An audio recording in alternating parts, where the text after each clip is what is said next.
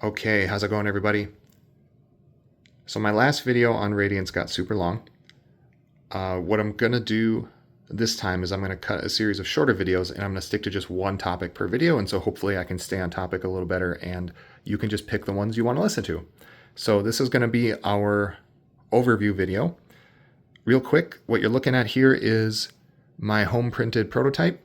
You can see the layout is starting to come together and all of that, and the art is still super nice, but I'm only pointing that out so you don't judge my copy based on like the sharpness and the colors of the print, because my home printer tries its best, but it's just not that great. So it's going to look a lot sharper in the production copies, so just making sure you're aware of that.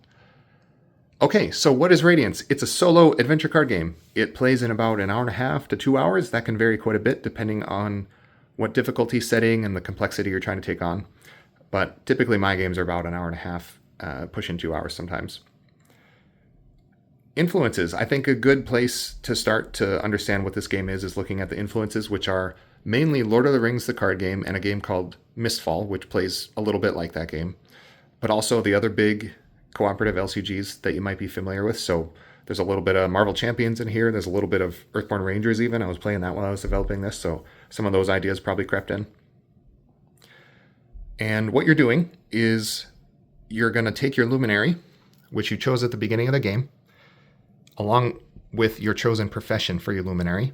And each of those gives you one of the skill mats. And they also give you, each of these characters gives you half of your deck. So you shuffle those cards together and you've got your starting 12 card deck. You're going to take your luminary on an adventure. You got to stop the Shade. The Shade is our in-world name for the boss. In this case, we chose Envy as our Shade. And Envy is hanging out in a specific location, or maybe a handful of specific locations. So what you're trying to do is play cards, activate your skills, manage your resources, level yourself up, fight your way through enemies that are going to be populating off of this deck. There's a quest area up here that they populate into, and depending on some things over here on these tracks, some or all of them are going to engage you, and then those are eligible for you to attack, and they're going to attack you if you don't defeat them.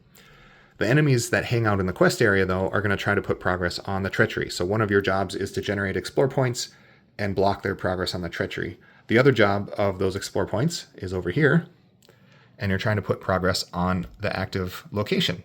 So you're always going to be at one location here, and you have to, in this case, put 4 progress on the location. Far home is where we start. And then once you've done that, you get to travel. And travel, it's its own intricate system, and I'll do a whole video on that. But travel is essentially getting from one place to another. So we're going to end up with a new location card. You can see there's coordinates on this card. This is a 1-1 location.